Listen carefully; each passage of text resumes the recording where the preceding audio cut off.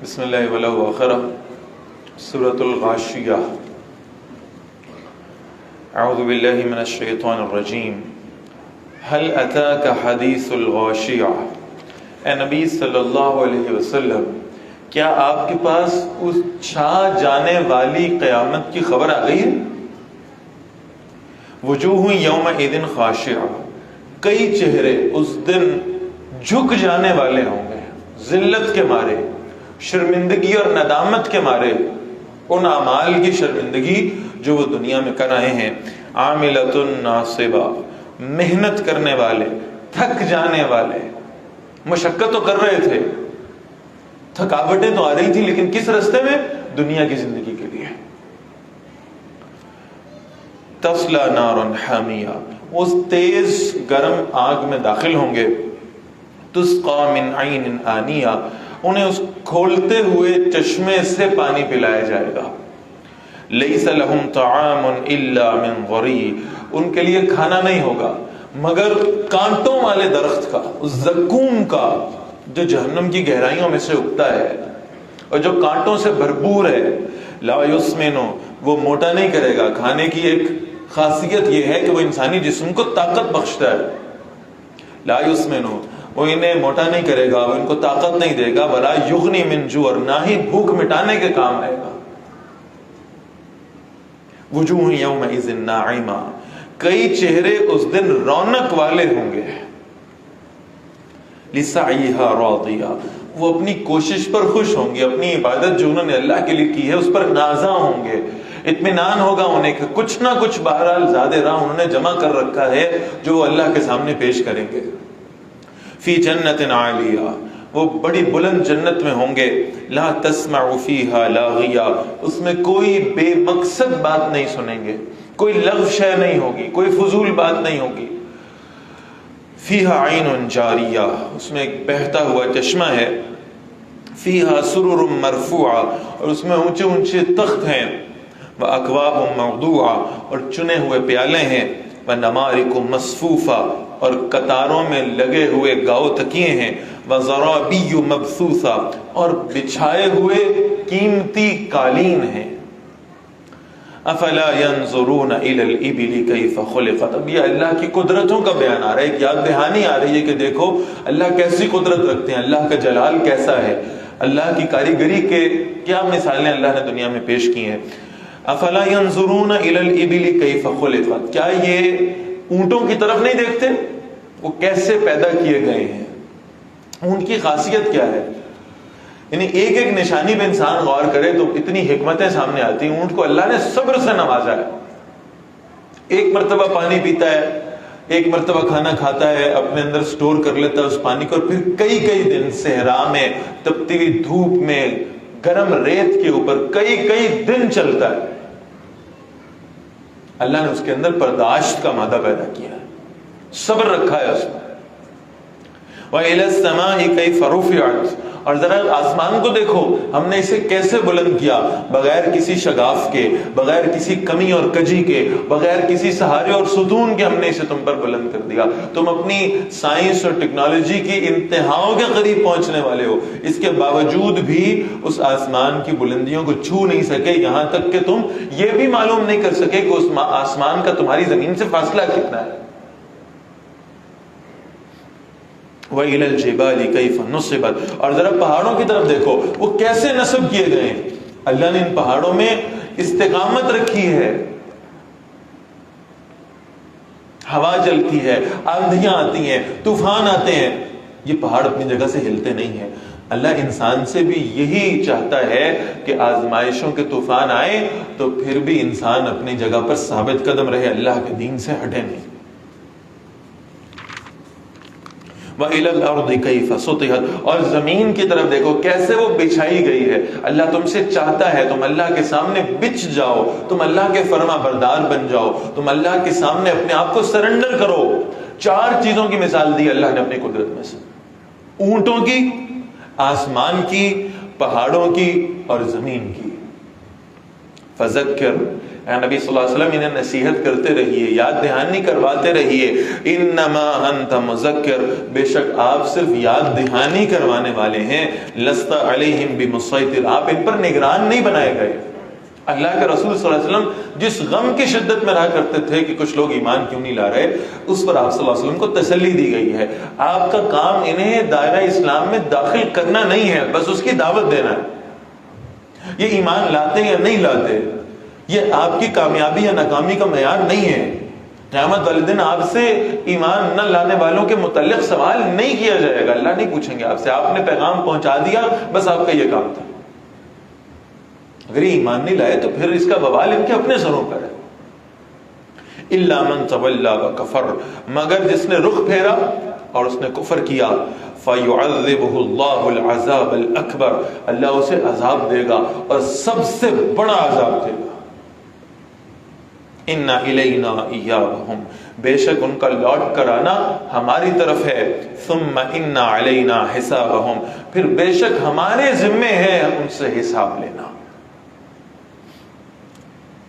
سورۃ الفجر، بسم اللہ الرحمن الرحیم. والفجر، قسم ہے فجر کی. ولیال عشر، اور 10 راتوں کی. یہ 4 اوقات اللہ نے بیان کیے ہیں، خاص اوقات ہیں، اور یہ وہ ہیں جس میں بڑے روحانی فیوز و برکات اللہ تعالیٰ عام فرماتے ہیں. تھوڑی سی عبادت کا بڑا کثیر اجر ادا کر دیا جاتا ہے. ان 4 اوقات کو نوٹ کرنے کی بھی ضرورت ہے اور ان میں خاص طور پر عبادات کا اہتمام کرنے کی ضرورت ہے. فرمایا والفجر، فجر کی قسم، پہلا وقت ہے فجر کا. ولیال عشر، اور 10 راتوں کی. یہ ذو الحج کے مہینے کی ابتدائی 10 راتوں کا ذکر ہو رہا ہے، یعنی ذو الحج کا پہلا عشرہ. والشفع والوتر، اور جفت اور طاق کی، یعنی یہ ذو الحجہ کے 2 دن ہیں، 9ویں تاریخ کی بات ہو رہی ہے. واللیل اذا یسر، اور رات کی جب وہ جانے لگے، نہیں رات کا آخری پہر، ہر رات کا آخری پہر، جس میں رسول اللہ فرماتے ہیں صلی اللہ علیہ وسلم کہ اللہ تعالیٰ آسمان دنیا پہ نزول فرماتے ہیں اس وقت. یہ وہ وقت ہے جو قرب کا وقت ہے، یہ وہ وقت ہے جو اللہ سے دعائیں مانگنے کا وقت ہے، یہ وہ وقت ہے جو روحانیت حاصل کرنے کا وقت ہے. حل فی ذلک قسم لذی حجر، کیا اس میں کوئی قسم ہے عقل رکھنے والوں کے لیے. الم تر کیف فعل ربک بعاد، اے نبی صلی اللہ علیہ وسلم کیا آپ نے دیکھا نہیں کس طرح آپ کے رب نے عاد کے ساتھ سلوک کیا ہے. ارم ذات العماد، یعنی ارم کے ساتھ جو ستونوں والا شہر تھا. التی لم یخلق مثلها فی البلاد، ایسی قوم تھی کہ ان جیسا دوسرے شہروں میں کوئی اور نہیں پیدا کیا گیا. بہت بڑے آرکیٹیکٹ تھے. ارم کے نام سے انہوں نے ایک جنت بنائی تھی، ایک ایسا شہر بنا دیا تھا جسے ارم کہا جاتے تھے، کرتے تھے یہ جناب ایک جنت ہے ہماری دنیا کے اوپر، اور اس میں ہمارے بڑے بڑے محلات ہیں اور بڑے شاندار باغ ہیں. ہر انسان کے حوالے سے یہ سمجھیں، یہ صرف قوم عاد کی بات نہیں ہے، انسان کی فطرت میں یہ رہا ہے کہ وہ جنت کو آئیڈیلائز کرتا ہے اور پھر وہ اس جنت کو اس دنیا میں تخلیق کرنے کی کوشش کرتا ہے. جو جنت کے اندر خوبیاں ہیں نا، وہ پڑھتا ہے کہ اچھا بھائی جنت ایسی ہوگی جس میں باغات ہوں گے تو وہ اپنے گھر میں لان بنائے گا. جنت وہ ہے جس کے نیچے نہریں بہتی ہیں تو وہ ہمیشہ کوشش کرے گا کہ کسی سمندر کے کنارے، کسی دریا کے کنارے وہ اپنا گھر بنا لے. اور کچھ نہیں تو اگر یہ ممکن نہیں ہے تو کم از کم اپنے گھر ہی کے اندر کوئی سوئمنگ پول پیدا کر لے. وہ جنت کے اس نقشے کو اب اس دنیا کے اندر نافذ کرنے کی کوشش کرتا ہے. اللہ کے رسول صلی اللہ علیہ وسلم جب بتاتے ہیں کہ جنت میں جناب ایسی اینٹیں ہوں گی اور ایسی خوبصورتی ہوگی، وہ کہتا ہے اچھا یہ میں اپنے گھر میں یہاں دنیا میں بناؤں گا.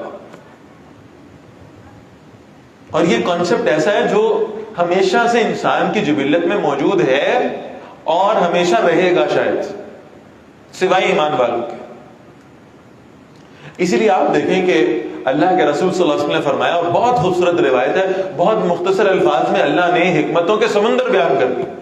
الدنیا سجن المؤمن و جنت الکافر، بس ایک جملہ ہے. دنیا مومن کے لیے قید خانہ ہے اور کافر کے لیے جنت ہے.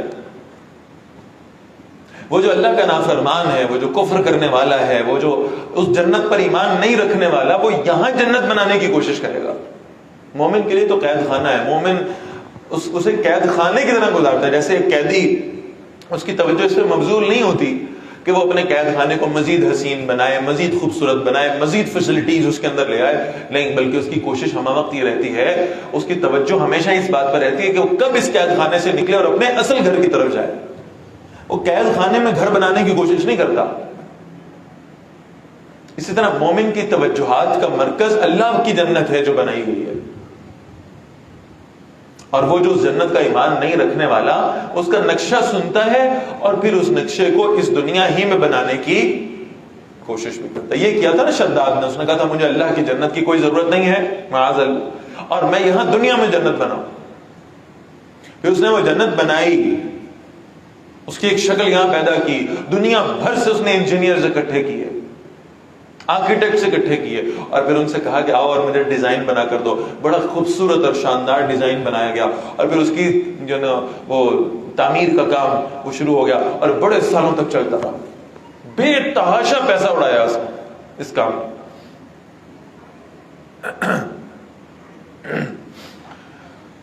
شداد دنیا میں جنت بنانے کا خواہش مند،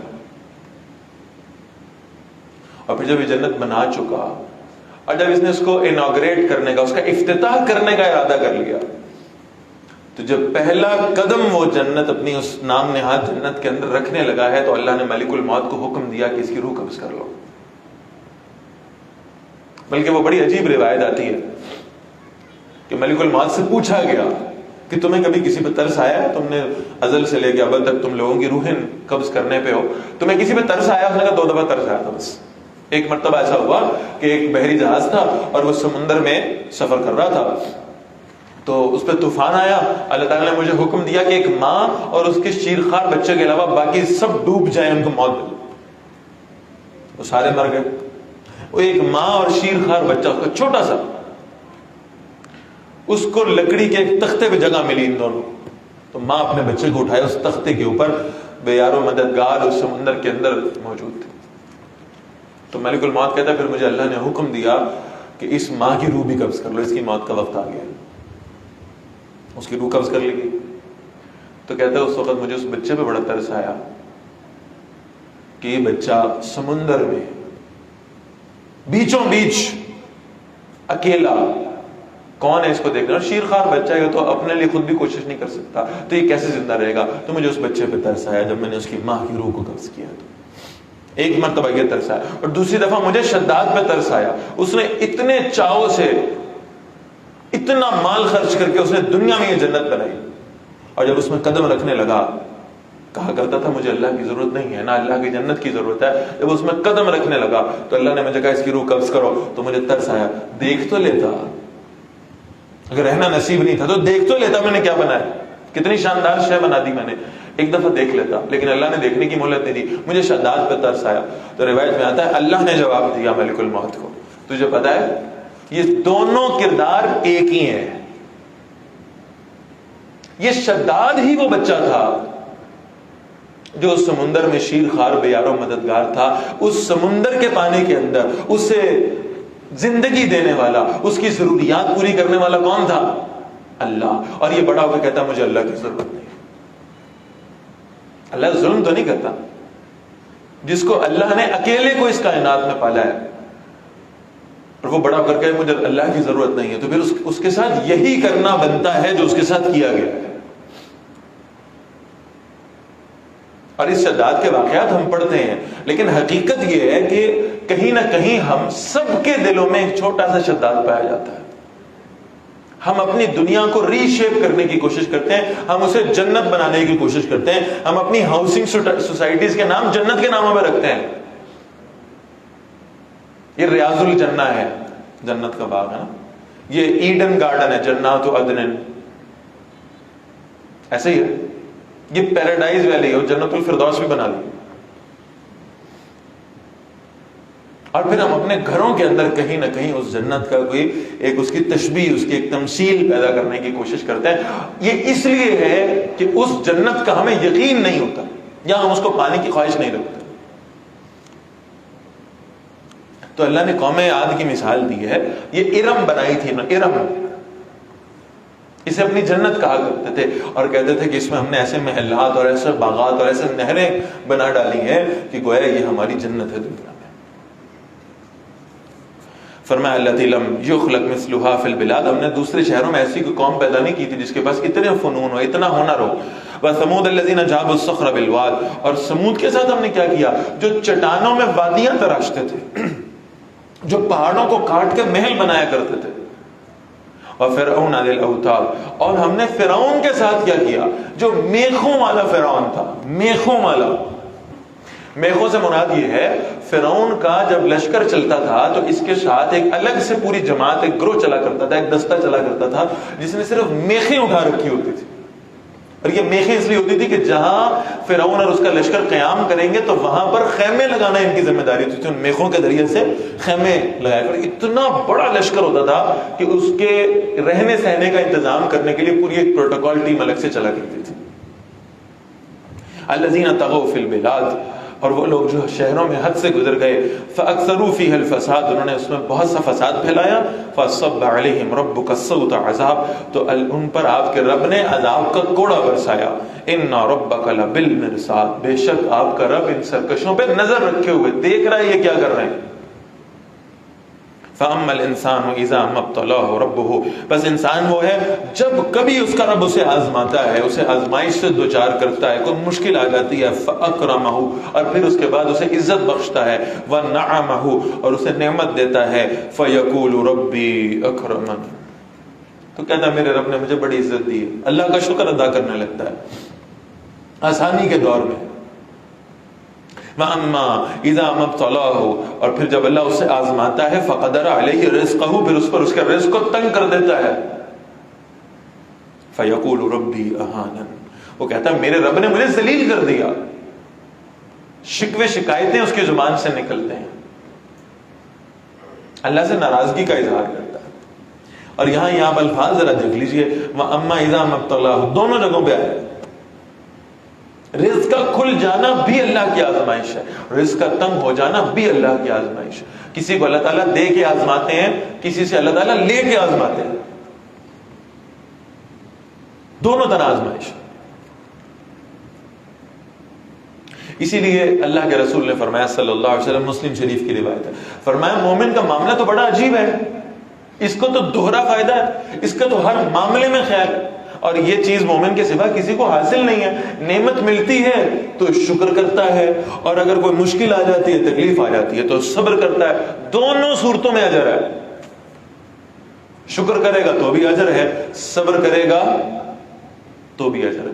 یہ ہے مومن کا معاملہ. مسلم شریف کی روایت سنا رہا ہوں. مومن کیا کرتا ہے؟ آسانی میں شکر کرتا ہے، مشکل میں صبر کرتا ہے. مومن جسے اللہ اپنی ولایت عطا فرما دے، جس کو اللہ ولی اللہ کے درجے پہ پہنچا دے، اس کی زندگی سے صبر کا لفظ ختم ہو جاتا ہے. آپ کو عجیب لگے گی یہ بات. وہ جو اللہ کا ولی ہے نا، وہ جو اللہ کے قریب ہے، وہ جس کا ایمان پختہ ہے، اسے جب کوئی آسانی ملتی ہے تو اللہ کا شکر کرتا ہے، اور جب کوئی مشکل اور تنگی آ جاتی ہے تب بھی اللہ کا شکر کرتا ہے. صبر نہیں، مشکل میں بھی شکر کرتا ہے. اسی لیے اللہ کے رسول صلی اللہ علیہ وسلم پڑھا کرتے تھے الحمدللہ علی کل حال، اے اللہ آپ کا ہر حال میں شکر، ہر حال میں شکر. اللہ کے رسول صلی اللہ علیہ وسلم کو کوئی دنیا کی نعمتوں کی کمی ہو سکتی تھی؟ خود فرماتے ہیں آپ صلی اللہ علیہ وسلم، اللہ نے مجھے پیشکش کی، اے محمد صلی اللہ علیہ وسلم آپ مجھے بتائیے، میں آپ کے لیے مکہ کی پوری وادی کو سونے کا بنا دوں. مکہ کی پوری وادی، یہ ایک پتھر کی بات نہیں ہو رہی، ایک پہاڑ کی بھی نہیں ہو رہی. اتنی دولت آپ کو عطا فرما دی جائے کہ مکہ کی پوری وادی اگر سونا بن جائے تو اتنی دولت، اتنی دولت، کیا حساب کتاب ہو سکتا ہے اس کا؟ یہ آفر دی گئی ہے رسول اللہ صلی اللہ علیہ وسلم اللہ کی جانب سے. اور جواب یہ تھا، نبی اکرم صلی اللہ علیہ وسلم فرماتے ہیں میں نے اللہ سے عرض کیا کہ اللہ آپ مجھے ایک وقت کھانا دیں اور دوسرے وقت بھوکا رکھیں، میں کھانا کھا کے بھی آپ کا شکر ادا کروں اور جب میں بھوکے پیٹ ہوں تو اس وقت بھی میں آپ کا شکر ادا کروں اور آپ سے دعا کرنے والا بن جاؤں. میں آپ سے یہ مانگتا ہوں. یہ زندگی پسند کی ہے خود اللہ کے رسول صلی اللہ علیہ وسلم نے اپنے لیے. اختیاری فقر خود پسند کر کے لیا گیا. تو فرمایا انسان جب آسانی میں ہے, جب نعمت میں ہے تو اللہ کا شکر کرتا ہے, اور جب مشکل میں آتا ہے تو اللہ تعالیٰ سے گلے شکوے کرنے لگتا ہے. کلا بل لا تکرمون الیتیم, ہرگز نہیں, بلکہ تم یتیم کی عزت نہیں کرتے. یہ جو تم پر کو مشکل اور تنگی آتی ہے وہ اس لیے آتی ہے, تم یتیم کی عزت نہیں کرتے. ولا تحاضون علی طعام المسکین, اور تم آپس میں ایک دوسرے کو ترغیب نہیں دیتے اس بات کی کہ مسکینوں کو کھانا کھلایا جائے. تم غرباء پہ خرچ نہیں کرتے. صدقہ تو بلاؤں کو ٹالتا ہے, تم اللہ کے راستے میں خرچ کرنے والے بنو اور دل کھول کے خرچ کیا کرو, تو پھر دیکھو اللہ تمہارے لیے کیسے آسانیاں فرماتے ہیں. وَتَأْكُلُونَ التُّرَاثَ أَكْلًا لَمًّا, اور تم وراثت کا مال تو بالکل سمیٹ کے کھا جاتے ہو, وراثت میں اللہ کے بتائے ہوئے احکامات کی پیروی نہیں کرتے. وَتُحِبُّونَ الْمَالَ حُبًّا جَمًّا, تو یوں لگتا ہے کہ شاید انسان کی فطرت کو اللہ تعالیٰ نے کھول کے رکھ دیا. تم مال سے محبت کرتے ہو اور جی بھر کے محبت کرتے ہو. ہر وقت خیال ہے کیسے کماؤں گا, کہاں سے آئے گا, اور کیسے حاصل کر لوں. جب مل جاتا ہے تو پھر ختم نہیں ہوتی بات, پھر اور مزید کیسے آئے گا, اس سے زیادہ کیسے ہو جائے گا, اور زیادہ کیسے ہو جائے گا. ہر وقت مال کی محبت ہے. یہ ہے جو سب سے خطرناک بات. زیادہ سے زیادہ کی روش, خوب سے خوب تر کی تلاش, اس میں انسان ساری زندگی اپنی مشقت میں گزار دیتا ہے. کلا, ہرگز نہیں, اذا دکت الارض دکا دکا, جب زمین کوٹ کوٹ کر ہموار کر دی جائے گی. یہ جو تم سوچ رہے ہو نا سب کچھ جمع کرنے کا, اس کو تو ہم زمین میں مٹی میں ملا دیں گے, یہ تو ختم ہو جائے گا. بچہ اور ربک والملک صفا صفا, اور نبی صلی اللہ علیہ وسلم آئے گا آپ کا رب اور فرشتے بھی صفیں بنا کر. وجیء یومئذ بجہنم, اس دن جہنم لائی جائے گی. یومئذ یتذکر الانسان, اس دن انسان سمجھ جائے گا. وانى له الذکری, اور اب اس کا سمجھنا اسے کیسے فائدہ دے سکتا ہے. کاش یہ زندگی میں سمجھ جاتا, کاش مرنے سے پہلے ہدایت پا جاتا, کاش آنکھیں بند ہونے سے پہلے آنکھیں کھل جاتی, کاش موت کا فرشتہ اس کے پاس حاضر ہونے سے پہلے ہی اللہ سے معافی مانگ لیتا. قیامت والے دن اب اس کا سمجھنا اسے کوئی فائدہ نہیں دے سکتا. یقول یا لیتنی قدمت لحیاتی, اور کہے گا اے کاش میں نے اپنی زندگی میں کچھ آگے بھیجا ہوتا, اپنی اس آنے والی زندگی کے لیے کچھ محنت کر لی ہوتی, میں نے کچھ اعمال اکٹھے کر لیے ہوتے جو میں اللہ کے سامنے پیش کر سکتا, کاش میں نے اس کے لیے کچھ کوشش کی ہوتی. فیومئذ لا یعذب عذابہ احد, پھر اس دن اللہ کے برابر عذاب دینے والا کوئی نہیں ہوگا. ولا یوثق وثاقہ احد, اور اللہ کے جکڑنے جیسا کوئی اور نہیں جکڑے گا اسے. اللہ کی پکڑ بڑی شدید ہوگی. یا ایتھا النفس المطمئنہ, وہ خدا پرست آدمی جس کی ساری زندگی صرف اس خواہش میں گزری کہ میرا رب مجھ سے راضی ہو جائے, جس کے ہر لمحے کا مقصد یہ تھا کہ اللہ کو راضی کر لوں, وہ قیامت والے دن اپنی اس ترجیح پر بہت مطمئن ہوگا, بہت خوش ہوگا کہ میں نے دنیا کی زندگی کو چھوڑ کر اللہ کی رضا کو ترجیح دی تھی. بڑا راضی ہوگا اس بات. یا ایتھا النفس المطمئنہ, اے مطمئن ہو جانے والی نفس, اطمینان پا جانے والی جان. ارجعی الی ربک, اپنے رب کی طرف لوٹ کر آ جا. راضیۃ مرضیہ, راضی ہو کر, پسندیدہ ہو کر. اللہ کرے ہماری موت اس حالت میں آئے. مرنا تو ہے, موت تو آنی ہے, کبھی نہ کبھی تو آنی ہے, لیکن اس حالت میں آئے کہ جب ہم اللہ کی طرف واپس جانے والے ہوں تو اللہ کی طرف سے یہ ندا لگائی جائے میرے اور آپ کے لیے. یا ایتھا النفس المطمئنہ ارجعی الی ربک, چلو رجوع کرو اپنے رب کی طرف, چلو واپس لوٹو اللہ کی طرف, وقت آ گیا اپنے رب سے ملاقات کا. راضیۃ مرضیہ, ایسے کہ تم بھی اللہ سے راضی ہو اور اللہ تم سے راضی ہے. اللہ کے پسندیدہ بندے بن کے واپس لوٹو. فادخلی فی عبادی، اور اللہ فرمائے داخل ہو جاؤ میرے بندوں میں، وادخلی جنتی، اور داخل ہو جاؤ میری جنت میں. اللہ ہم سب کو ایسی زندگی اور ایسی موت عطا فرما دے. سورۃ البلد، بسم اللہ الرحمن الرحیم. لا اقسم بہذا البلد، نہیں بلکہ میں قسم کھاتا ہوں اس شہر کی. انسان کی مشقت کا ذکر آ رہا ہے، اور اس مشقت کو ظاہر کرنے کے لیے قسم کھائی جا رہی ہے اس شہر مکہ کی، جس میں رسول اللہ صلی اللہ علیہ وسلم پر سب سے زیادہ تکلیفوں کے پہاڑ توڑے گئے. سب سے زیادہ مشقت اللہ کے دین کے لیے آپ صلی اللہ علیہ وسلم نے کی. اقسم بهذا البلد، میں قسم کھاتا ہوں اس شہر کی. وانت حل بهذا البلد، اور اے نبی صلی اللہ علیہ وسلم آپ اس شہر میں حلال سمجھ لیے گئے تھے. آپ کے اوپر لوگوں کے ہاتھ کھل گئے تھے، لوگ آزاد ہو گئے تھے، وہ آپ کے ساتھ جو چاہے سلوک کریں. ایک معاملہ یہ ہے کہ انسان کا قبیلہ اس کے پیچھے کھڑا ہو، یہاں تو یہ بھی نہیں تھا، خاندان بھی ساتھ دینے والا نہیں تھا. وہ چند لوگ تھے صحابہ کرام رضوان اللہ علیہم اجمعین کہ جن کو مکے میں کوئی کچھ سمجھتا ہی نہیں تھا. لہذا کوشش ہوتی تھی جو سلوک اللہ کے رسول کے ساتھ ہو سکتا ہے وہ کر لیں صلی اللہ علیہ وسلم. کیا کچھ نہیں کیا گیا،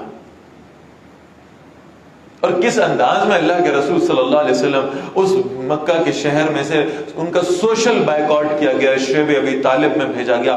3 سال تک ایک روایت صرف اگر پڑھ لینا تو انسان کا دل کام جاتا ہے. اللہ کے رسول فرماتے ہیں صلی اللہ علیہ وسلم 3 سالوں تک ہم پر وہ گزری کہ ہمارے پاس کچھ کھانے کو نہیں ہوا کرتا تھا، ہم درختوں کے پتے کھایا کرتے تھے، ہم کھجور کی چھال کو چباتے تھے. کیا کیفیت ہو. اللہ کے سب سے محبوب رحمت للعالمین صلی اللہ علیہ وسلم 3 سالوں تک اس شیب ابی طالب پر ہے. کیا ظلم کے پہاڑ نہیں توڑا گیا آپ صلی اللہ علیہ وسلم پر. آپ کے ساتھیوں کو مارا گیا، صحابہ کے جسموں کے ساتھ، دونوں پیروں اور دونوں ہاتھوں کے ساتھ 4 اونٹ باندھ کے انہیں مخالف سمتوں میں دوڑا دیا گیا، پرخچے اڑ گئے ہیں جسم کے. حضرت سمیہ رضی اللہ تعالی عنہا کی شرمگاہ میں برچھا مارے ابو جہل نے، تب شہید ہوئی. کبھی سوچے تو صحیح کن مشکلات سے گزارا گیا اہل ایمان کو شہر مکہ کے اندر. خود اللہ کے رسول صلی اللہ علیہ وسلم کے ساتھ کیا کچھ نہیں ہوا. کوئی کہہ رہا ہے شاعر ہے، کوئی کہہ رہا ہے مجنون ہے، کوئی کہہ رہا ہے جادوگر ہے، معاذ اللہ.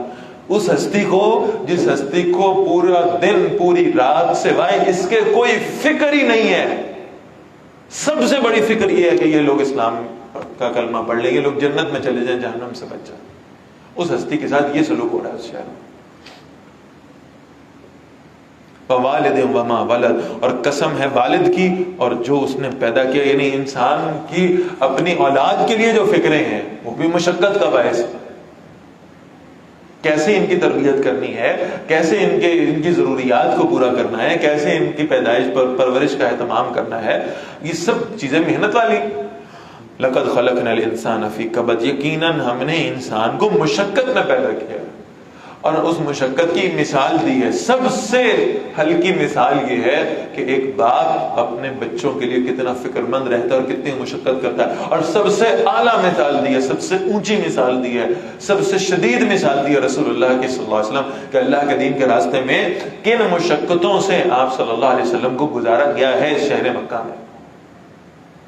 اسی لیے حضور فرماتے ہیں صلی اللہ علیہ وسلم جب تم پر کوئی مشکل آئے، جب تم پر کوئی آزمائش آئے، تم اپنے نبی کی مشکلیں یاد کر لیا کرو. تمہیں اپنی مشکلیں کم لگنے لگیں گی، چھوٹی لگنے لگیں گی. تمہیں محسوس ہوگا ہم پر تو کوئی مصیبت کبھی آئی نہیں ہے، جو کچھ ہمارے نبی کے ساتھ ہوا. ذرا سوچ کر تو دیکھیں، اللہ کے رسول صلی اللہ علیہ وسلم پر کافروں نے حملہ کیا ہے، طائف میں پتھر مارے گئے ہیں، خون بہتا بہتا آپ صلی اللہ علیہ وسلم کے پیروں کے اندر جم گیا ہے جا کے. ضعف، نکاہت، کمزوری. آپ صلی اللہ علیہ وسلم زمین پہ بیٹھتے ہیں تو 2 مشٹنڈے آ کر اٹھا دیتے ہیں اور کہتے ہیں یہاں آپ کو بیٹھنے کی بھی اجازت نہیں. سیدہ عائشہ پوچھتی ہیں رضی اللہ تعالی عنہا، اللہ کے رسول صلی اللہ علیہ وسلم کوئی احد سے بھی زیادہ مشکل دن ہے آپ کی زندگی میں؟ احد میں تو آپ صلی اللہ علیہ وسلم پر حملہ ہوا، آپ کے دندان مبارک شہید ہوئے، آپ کا خون بہا ہے، آپ کے چہرے میں وہ خود کی کڑیاں گھس گئیں، آپ کے رخسار زخمی ہو گئے. احد سے بھی زیادہ کوئی تکلیف دہ دن تھا؟ آپ نے کہا ہاں، طائف کا دن سب سے زیادہ تکلیف دہ. آپ تصور کریں، رحمت للعالمین صلی اللہ علیہ وسلم طائف کی گلیوں میں آگے آگے 7 غلام اور پیچھے پیچھے لوگ پتھر مار رہے ہیں آپ صلی اللہ علیہ وسلم. ہم نے تو اللہ کے دین کے لیے کبھی کچھ برداشت ہی نہیں کیا،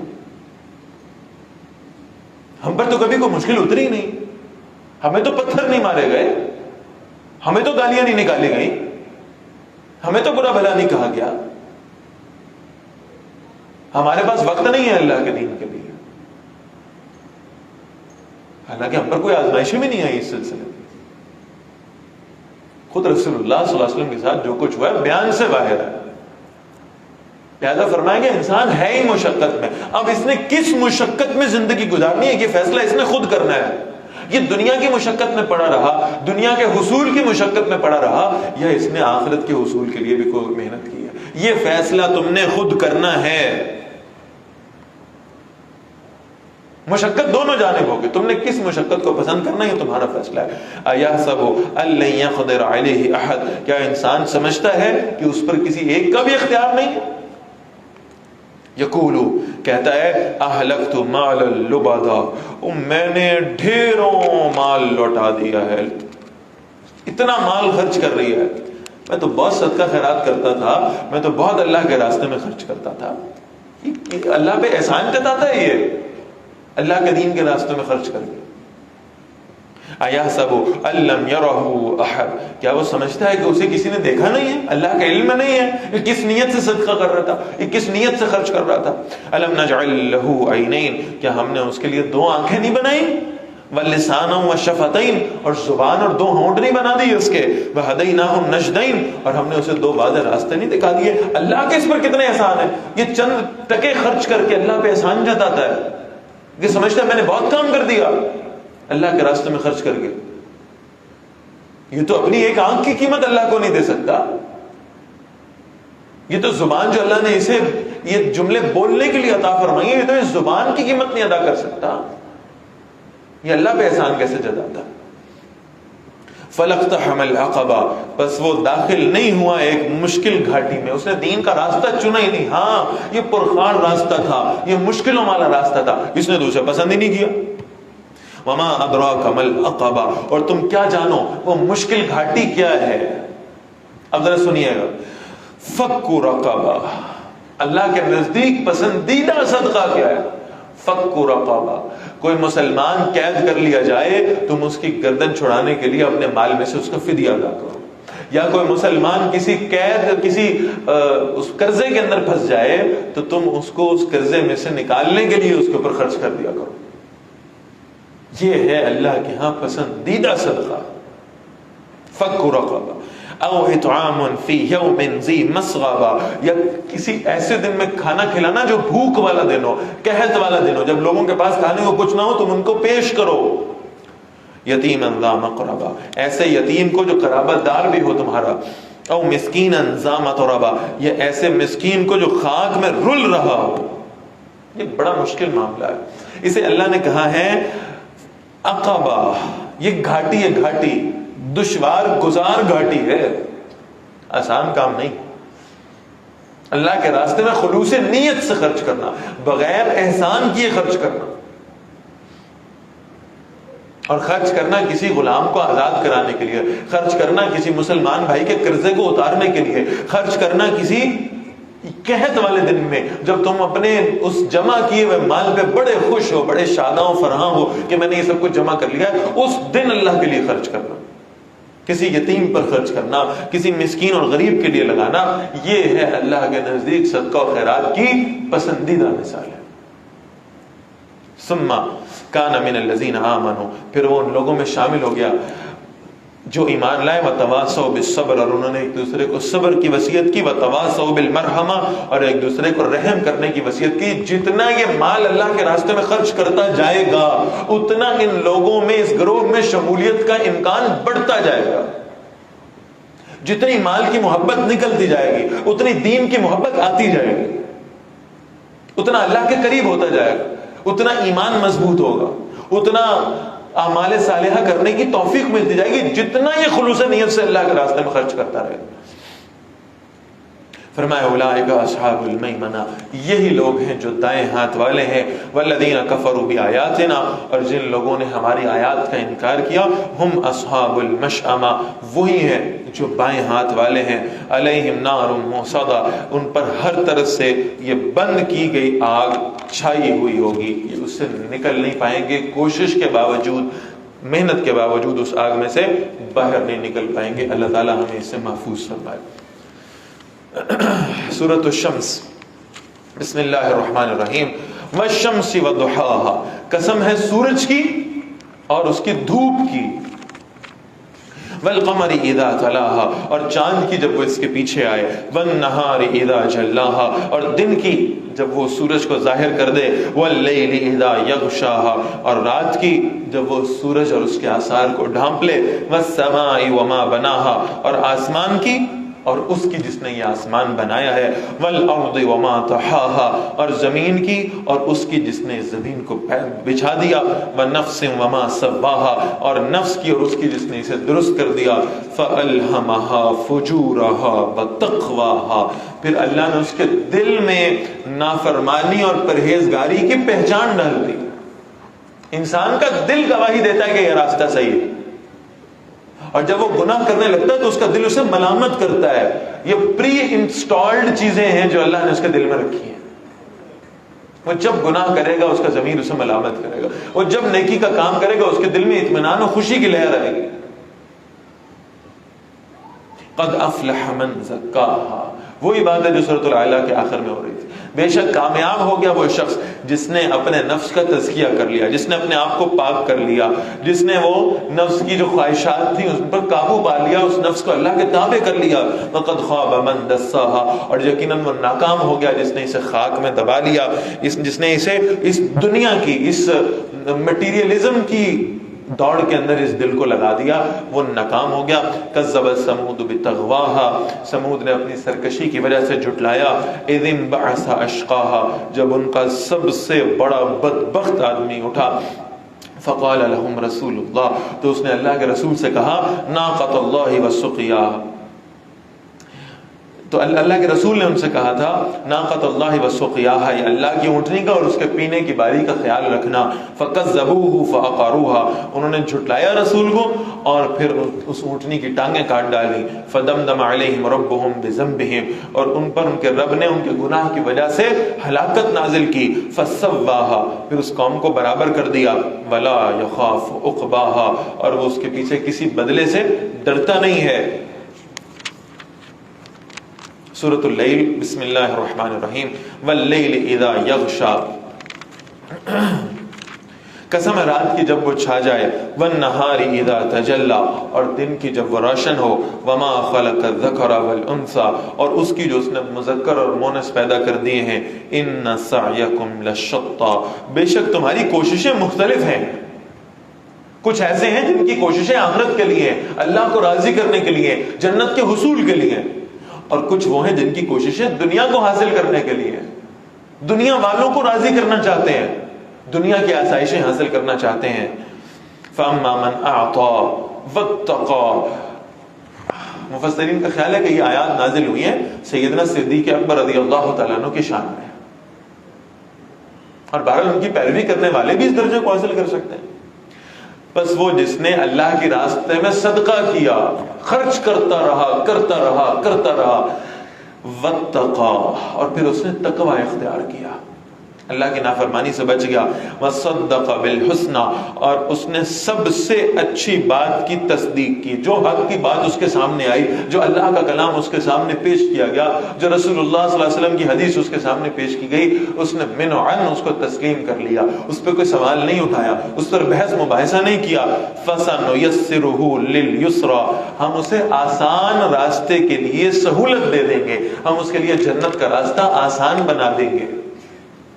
وَأَمَّا مَن بَخِلَ وَاسْتَغْنَى، اور ایک دوسرا کردار بھی ہے جس نے بخل کیا، اللہ کے راستے میں خرچ کرنے سے رکتا رہا اور اس نے بے پرواہی کی، وَكَذَّبَ بِالْحُسْنَى، اور سب سے اچھی بات کو اس نے جھٹلا دیا، فَسَنُيَسِّرُهُ لِلْعُسْرَى، ہم اسے مشکل راستے کی سہولت دے دیں گے، ہم اس کے لیے جہنم کا راستہ آسان کر دیں گے، دنیا کی کشش اس کے دل میں پیدا ہو جائے گی اور پھر وہ اسی کے لیے کوشش کرتا رہے گا۔ وَمَا يُغْنِ عَنْهُ مَالُهُ إِذَا تَرَدَّى، اور اس کا مال اس کے کوئی کام نہیں آئے گا جب وہ گڑھے میں گر جائے گا۔ إِنَّا عَلَيْنَا لَلْهُدَى، بے شک رہنمائی کرنا تو ہمارے ہی ذمے ہے۔ وَإِنَّ لَنَا لَلْآخِرَةَ وَالْأُولَى، اور آخرت اور دنیا بھی بے شک ہمارے ہی اختیار میں ہے۔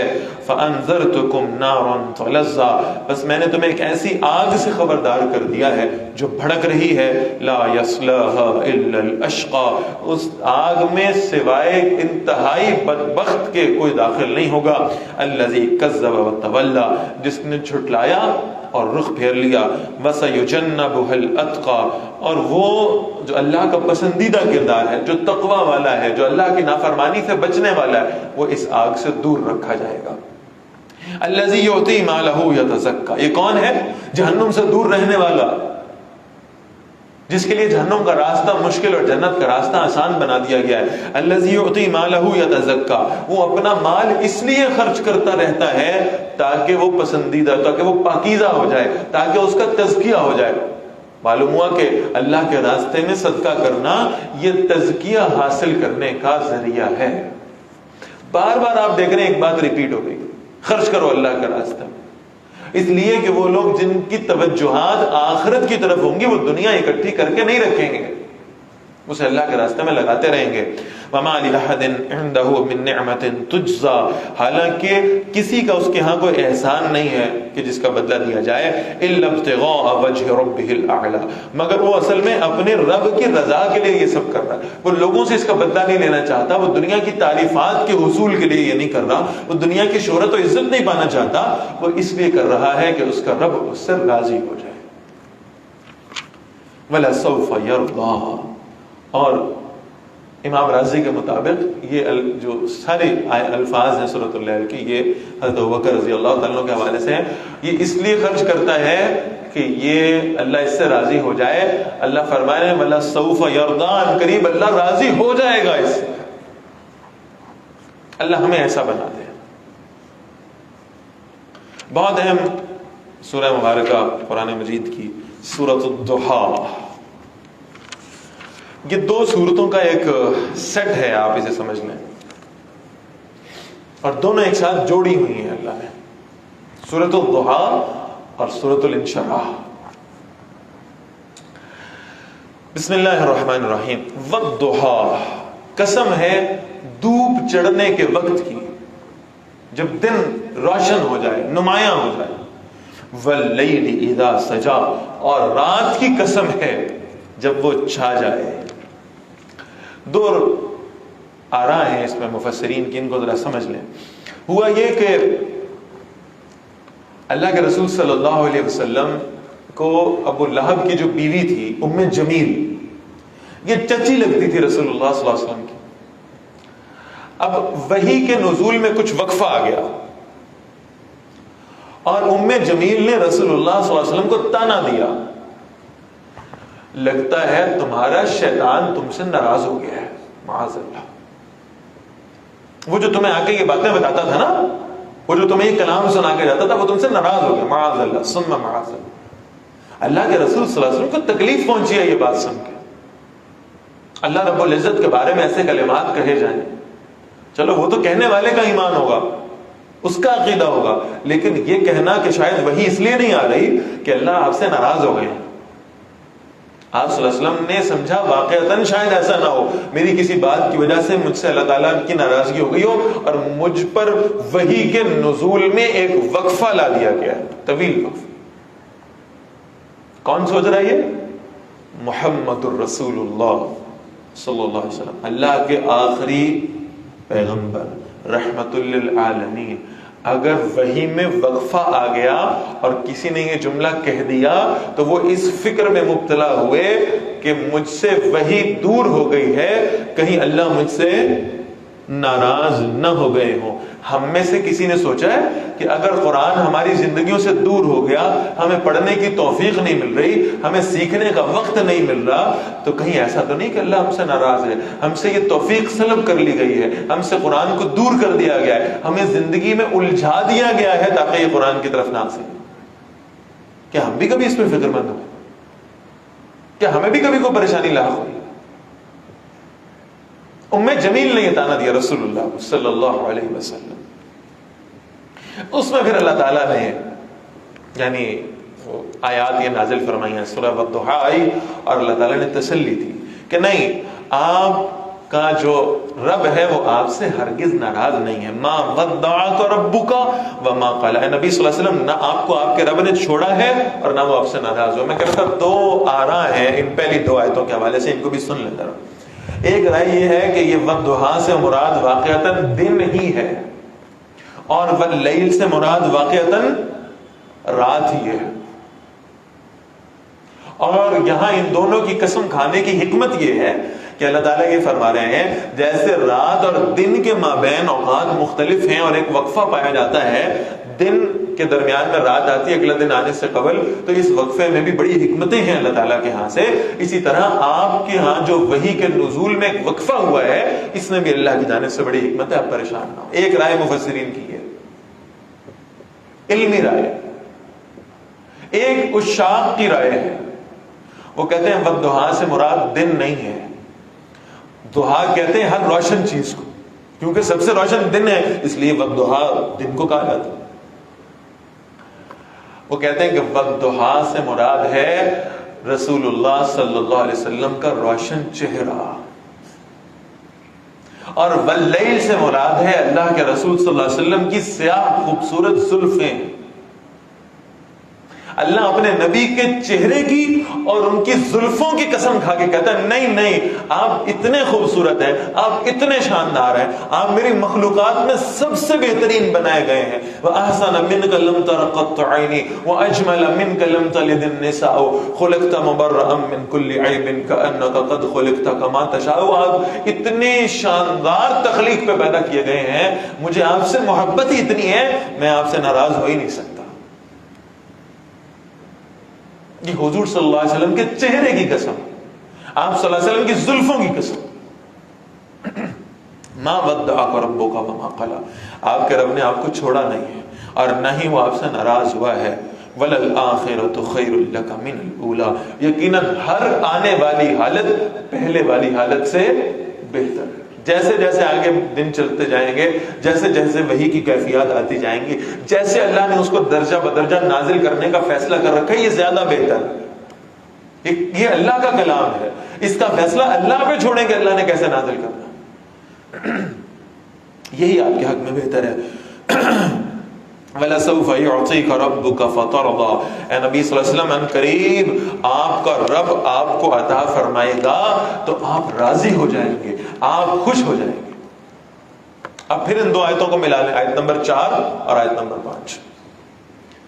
وَلَلْآخِرَةُ خَيْرٌ لَكَ مِنَ الْأُولَىٰ. یہ جو آخرت ہے, ایک تو یہ معنی ہو گیا کہ ہر آنے والا وقت بہتر ہے پہلے گزرے ہوئے وقت سے, تو عنقریب آپ کا رب آپ کو وہی عطا فرما دے گا, آپ نے پریشان نہیں ہونا. اور وہی تو سورہ والضحیٰ کی شکل میں آ گئی. ایک معنی اور کیا مفسرین نے, والآخرۃ خیر لک من الاولی. اے نبی, آخرت دنیا سے بہت بہتر ہے. وَلَسَوْفَ يُعْطِيكَ رَبُّكَ فَتَرْضَىٰ. اللہ آپ کو ایسا عطا فرمائیں گے آخرت میں کہ آپ اللہ سے راضی ہو جائیں گے. اللہ آپ پر اتنی نعمتیں نازل فرما دے, اللہ آپ کو دنیا اور آخرت کی کامیابی سے سرفراز فرما دے. اور ایسا ہوا. أَلَمْ يَجِدْكَ يَتِيمًا فَآوَىٰ. اب رسول اللہ صلی اللہ علیہ وسلم پر وہ اللہ تعالیٰ کی جو نعمتیں ہیں ان کا ذکر ہو رہا. أَلَمْ يَجِدْكَ يَتِيمًا, کیا ہم نے آپ کو یتیم نہیں پایا؟ فآویٰ, ہم نے آپ کو ٹھکانہ نصیب فرما دیا. آپ اندازہ فرمائیں کیا خوبصورت الفاظ ہیں, گھنٹوں ان کی تشریح کریں تو میرا خیال ہے شاید کم ہوگی. وہ حلیمہ سعدیہ رضی اللہ تعالیٰ عنہ, وہ آ گئی اپنے قبیلے کے ساتھ. بنو سعد کی ساری دائیاں آ رہی تھیں اور حضرت حلیمہ سب سے پیچھے. لاغر اونٹنی ہے, لاغر, کمزور, چلنے کے قابل بھی نہیں. وہ ساری دائیاں آگے نکل گئیں اپنی سواریاں بھگا کے. ان کے ساتھ ان کے شوہر تھے. پہلے مکہ میں پہنچے اور انہوں نے سب نے جو بچے تھے, یہ عرب کا رواج تھا کہ بچوں کو اڈاپٹ کر لیا جاتا تھا اور ان کو جو ہے نا وہ رکھا جاتا تھا کچھ عرصے صحرا کے ماحول میں, تاکہ بچے جو ہے نا وہ تھوڑے سے اسٹرانگ بھی ہو جائیں اور پھر وہ صحرا میں جو دودھ پلانے والیاں ہیں وہ باقاعدہ چونکہ اس معاملے میں پروفیشنل ہیں تو وہ بچوں کی تربیت کریں کچھ عرصے کے لیے. وہ ساری دائیاں پہنچ گئی. مکے کے سارے امیر گھرانوں کے بچے انہوں نے مل لیے, اڈاپٹ کر لیے. حلیمہ پہنچی ہیں رضی اللہ تعالیٰ. پوچھا ہاں بھی کوئی بچہ ہے؟ کہا نہیں, کوئی نہیں ہے. سب دائیوں نے وہ بچے جو ہے نا وہ اپنے اپنے نام لکھوا لیے ہیں. حضرت حلیمہ اپنے شوہر کے ساتھ بیٹھی اور بڑی پریشان کی, اتنے دور سے آئے, سفر بھی کیا, اب یہ سیزن خالی جائے گا, اب تو ہمارے پاس بچے کوئی نہیں پالنے کو, اب کیا کریں؟ عبد المطلب آئے. بی بی ایک بچے کے بارے میں آپ کو بتاؤں, ہے تو میرا پوتا لیکن یتیم ہے, اس کے والد نہیں ہے. اور عام طور پر یہ تصور کیا جاتا تھا کہ جس بچے کے والد دنیا میں نہ ہو یہ شاید اللہ تعالیٰ کی کوئی ناراضگی کا معاملہ, اللہ اس سے راضی نہیں ہے معاذ اللہ, جو اس کو باپ کے سائے سے محروم کر دیا گیا. اور دوسری بات یہ ہوتی تھی کہ بھئی باپ نہیں ہے تو پیسے کون دے گا, تو ہمیں تو پیسوں سے غرض ہے نا, باپ ہوتا تو ہمیں جھولیاں بھر کے پیسے دیتا, باپ ہی نہیں ہے تو یتیم بچے کو کیا پائے. تو عبد المطلب نے کہا کہ میں آپ کو بتاؤں ایک بچہ ہے لیکن ہے بڑا خوبصورت, جب سے ہمارے گھر میں آیا ہے تب سے ہمارے گھر میں روشنی سی پھیل گئی ہے, آپ چاہیں تو اس کو لے جائیں. ان کے شوہر نے کہا چھڈو جی یتیم بچہ ہے کی کرنا ہے. تو حضرت حلیمہ نے کہا اچھا خالی ہاتھ جانے سے تو بہتر ہے کہ اسی بچے کو لے جائیں, کچھ نہ کچھ تو مل جائے گا نا. انا للہ و انا الیہ راجعون.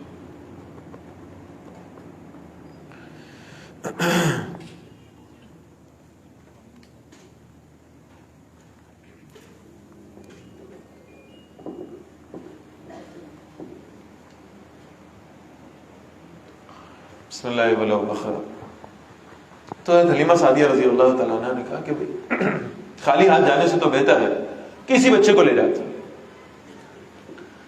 اور جیسے ہی محمد رسول اللہ صلی اللہ علیہ وسلم ان کی گود میں آئے ہیں تو کہتے ہیں کہ وہ جو دبلی پتلی اونٹنی تھی نا, اللہ تعالیٰ نے اس کو بالکل صحت مند و تندرست کیا. اتنی تیز بھاگی ہے کہ اپنے سے پہلے جانے والیوں کو بھی کراس کر کے نکل گئی. سب حیران کہ حلیمہ کی اونٹنی کو کیا ہو. اور پھر حضرت حلیمہ رضی اللہ تعالیٰ عنہ رسول اللہ صلی اللہ علیہ وسلم کو لے کر ہی, بہت طویل یہ بہرحال سیرت کا پہلو ہے اور اس کو کوشش کریں کہ کرنی چاہیے کہ پڑھا کریں, اس کو لے آئی. اب کچھ عرصہ گزرا, ایک دن بنو سعد کی عورتیں مل کر حلیمہ کے گھر آئیں. اب آپ ہماری پبلک گیدرنگز میں نہیں آتی, اب آپ ہمیں نظر نہیں آتی, ہماری مجالس میں نہیں بیٹھتے, کہاں ہوتی ہیں آپ, کیا مصروفیت ہے, آج کل آپ نظر ہی نہیں آ رہی, ہم سب مل کر آپ سے ملنے آئے. تو حضرت حلیمہ رضی اللہ تعالیٰ عنہ نے جواب دیا اس چہرے سے میری نظر ہٹے تو تمہیں ملنے آؤں, میرا تو دل ہی نہیں کرتا نظریں ہٹانے کا, مجھے تو اس سے اتنی محبت ہو گئی, مجھے تو بھوک پیاس کا احساس نہیں ہوتا جب میں اس چہرے کو دیکھ لیتی ہوں, جب میں اس کے ماتھے پہ بوسہ دے لیتی ہوں. اور خود حضرت حلیمہ روایت کرتی ہیں جس شخصیت نے اس کائنات میں عدل کے نظام کو قائم کرنا تھا نا, حضرت حلیمہ کہتی ہیں کہ میرا اپنا بھی ایک بچہ تھا اور میں نے محمد صلی اللہ علیہ وسلم کو بھی گود لے لیا تھا, تو میں نے یہ کیا تھا کہ طے کر لیا کہ ایک طرف سے دودھ پلایا کروں گی اپنے بچے کو اور دوسری جانب سے دودھ پلایا کروں گی محمد صلی اللہ علیہ وسلم کو. وہ کہتی ہیں میں کبھی کبھار اس کا اہتمام کرتی تھی کہ نبی اکرم صلی اللہ علیہ وسلم کو دوسری جانب سے دودھ پلانے کی کوشش کرتی تھی, جو ان کے اس منہ بولے اس رضائی بھائی کی سائڈ تھی, میں وہاں سے دودھ پلانے کی کوشش کرتی تھی. اللہ کے نبی اپنا منہ پیچھے کر لیا کرتے تھے. کوئی یہ نہ کہے کہ اس دنیا میں عدل کا نظام قائم کرنے والا اپنے بچپن میں اپنے بھائی کا حق کا دودھ پیتا رہا ہے. اور پھر حضرت حلیمہ رضی اللہ تعالیٰ عنہ نے رسول اللہ صلی اللہ علیہ وسلم کو واپس لوٹایا ان کی والدہ کی طرف. ورنہ جتنی محبت ہو گئی تھی شاید ساری زندگی واپس نہ کرتے.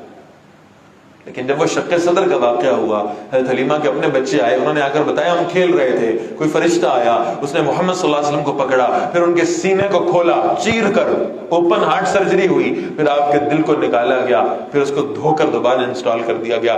اور جب آپ صلی اللہ علیہ وسلم حضرت حلیمہ کے سامنے بالکل ٹھیک ٹھاک تھے، وہ اتنا گھبرائیں کہ بچہ میرے پاس امانتاً ہے، مجھے اس کی والدہ کو واپس لوٹا دینا چاہیے، کہیں کوئی نقصان نہ ہو جائے. کیسے اللہ تعالیٰ نے بہترین انداز میں پرورش کا اہتمام کیا ہے محمد رسول اللہ کا صلی اللہ علیہ وسلم. الم یجد کا یتیما فآویٰ، آپ یتیم تھے، ہم نے آپ کو ٹھکانہ دے دیا. ووجدک ضالا فہدیٰ، اور ہم نے آپ کو ہدایت کو ڈھونڈنے والا پایا تو ہم نے آپ کو ہدایت عطا فرما دی. یہاں ضال کا ترجمہ گمراہ نہیں ہو سکتا. یہی لفظ آپ جب سورہ فاتحہ کے آخر میں استعمال کرتے ہیں غیر المغضوب علیہم ولا الضالین، تو وہاں تو آپ دھڑلے سے ترجمہ کریں کہ ہمیں گمراہوں کا راستہ نہ دکھائیں. لیکن یہاں چونکہ ذات مقدسہ ہے محمد الرسول اللہ کی صلی اللہ علیہ وسلم، تو پھر اللہ کے رسول صلی اللہ علیہ وسلم کے حوالے سے یہ لفظ استعمال کرنا بے ادبی ہے. فرمایا وجدک ضالا فہدیٰ، ہم نے آپ کو ہدایت ڈھونڈتے ہوئے پایا. اسی ہدایت کی تلاش میں تو بیت اللہ جیسے مرکز کو چھوڑ کر غار حرا میں تشریف لے گئے تھے. اسی شرک سے بیداری کی وجہ سے وہ اللہ وحدہ لا شریک کو پکارنے کے لیے غار حرا میں گئے تھے. فہدیٰ، ہم نے آپ کو ہدایت نصیب فرما دی، ہم نے آپ کو نبوت جیسی عظیم شے سے نوازا. ووجدک عائلا فاغنیٰ، کیا خوبصورت الفاظ. اے نبی صلی اللہ علیہ وسلم، ہم نے آپ کو تنگ دست پایا تو ہم نے آپ کو مالدار کر دیا؟ نہیں. فاغنیٰ، ہم نے آپ کو غنی بنا دیا. مالدار بننا مطلوب نہیں ہے، غنی بننا مطلوب ہے، بے نیاز ہونا مطلوب ہے. اگر آپ بے نیاز نہیں ہیں تو ساری دنیا کا مال و دولت آپ کے پاس اگر آ جائے گا پھر بھی آپ اتنے ہی اور کی خواہش کرنے لگ جائیں گے. اور اگر آپ بے نیاز ہو جائیں گے، آپ غنی ہو جائیں گے، تو پھر اللہ کے راستے میں خرچ کرتے وقت آپ کا دل بھی نہیں دکھے گا، اور آپ دنیا میں جو کچھ آپ کو اللہ نے دیا اس پر مطمئن ہو جائیں گے. وہ خوب سے خوب تر کی تلاش رک جائے گی، سٹاپ، گلے شکوے ختم ہو جائیں گے. یہ ہے غنا. اسی لیے سیدنا عثمان رضی اللہ تعالیٰ عنہ کو غنی کہا جاتا تھا، عثمان غنی رضی اللہ تعالیٰ عنہ، اس لیے کہ ان کے ہاں اتنا غنا تھا کہ وہ کبھی اللہ کے راستے میں خرچ کرتے ہوئے سوچتے بھی نہیں تھے. بے نیازی. تو اے نبی صلی اللہ علیہ وسلم، ہم نے آپ کو تندرست پایا، ہم نے آپ کو غنا عطا فرما دیا. اب آپ فاقے برداشت کر کے بھی اللہ کا شکر ادا کرتے ہیں. اب آپ مشکل میں تنگدستی میں رہ کر بھی اللہ کا شکر ادا کرتے. نماز کھڑی ہے، صفیں بند گئی ہیں، نماز کا وقت جا رہا ہے، دیر ہو رہی ہے، سب لوگ کھڑے ہیں، اللہ کے رسول نہیں ہے صلی اللہ علیہ وسلم. بعض صحابہ نے نبی اکرم صلی اللہ علیہ وسلم سے کہا، حضرت بلال رضی اللہ تعالیٰ سے کہا، آپ مؤذن ہیں، آپ نبی اکرم صلی اللہ علیہ وسلم کو نماز کے وقت کا یاد کرواتے ہیں، آپ جائیے ذرا حجرہ مبارک کی طرف اور آپ جا کر اللہ کے رسول صلی اللہ علیہ وسلم کو صرف یاد کرا دیجئے، یا رسول اللہ نماز کا وقت جا رہا ہے، تشریف لائیں. حضرت بلال چلے گئے اور کچھ لمحوں کے بعد روتے ہوئے دھاڑے مارتے ہوئے مسجد نبی میں داخل ہوئے. صحابہ نے گمان کیا اتنا رو رہے ہیں کہیں اللہ کے نبی صلی اللہ علیہ وسلم اللہ کے پاس تو نہیں چلے گئے. بلال کیا ہوا، رو کیوں رہے ہیں؟ کہا میں نے حضور صلی اللہ علیہ وسلم کے حجرے پہ جا کے دستک دی تھی.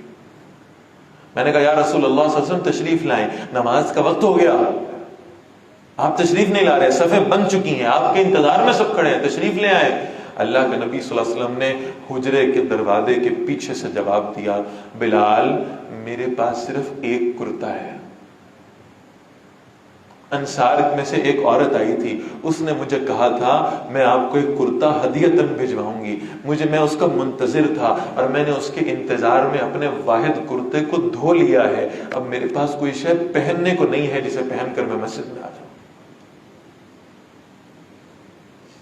میرے پاس پہننے کو نہیں ہے کچھ. یہ ہے غنا. اس حال میں بھی اللہ کا شکر ادا کرتے رہنا, اللہ سے راضی رہنا. ایسی زندگی گزاری ہے محمد الرسول اللہ صلی اللہ علیہ وسلم نے. وَوَجَدَكَ عَائِلًا فَأَغْنَى, ہم نے آپ کو تنگ دست پایا, ہم نے آپ کو غنی کر دیا.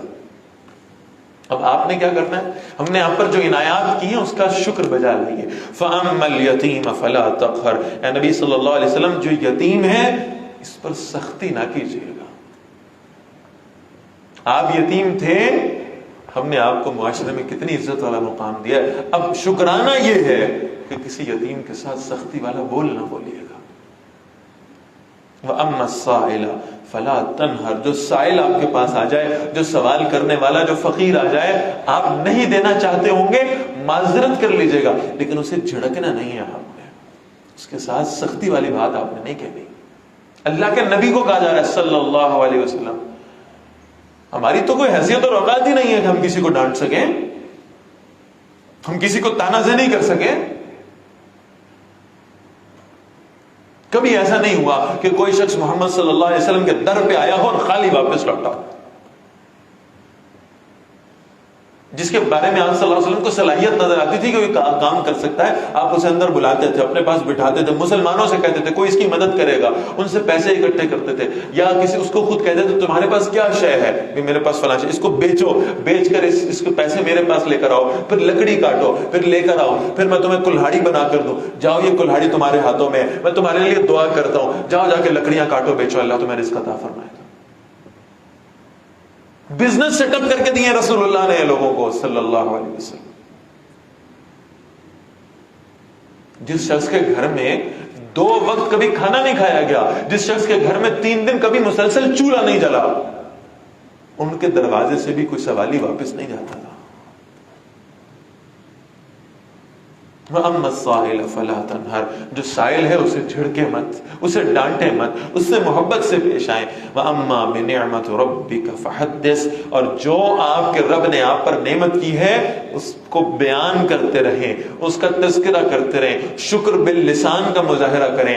اس نعمت کو بیان کر کے اللہ کے شکر کو لوگوں کے سامنے بیان کریں تاکہ انہیں بھی اللہ کی نعمتوں کا احساس ہو سکے.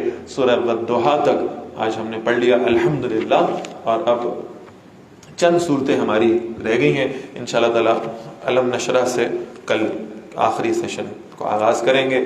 اللہ تعالی ہمیں اس کی توفیق عطا فرمائے. کل کے حوالے سے میں اعلان پہلے عرض کر چکا ہوں کہ جن حضرات نے بھی کچھ دعاؤں کا کہنا ہے وہ لکھ کر کل بریک سے پہلے یہ انتظامیہ کو جمع کروا دیں. اللہ تعالیٰ آپ سب کو اس کی جزا عطا فرمائے.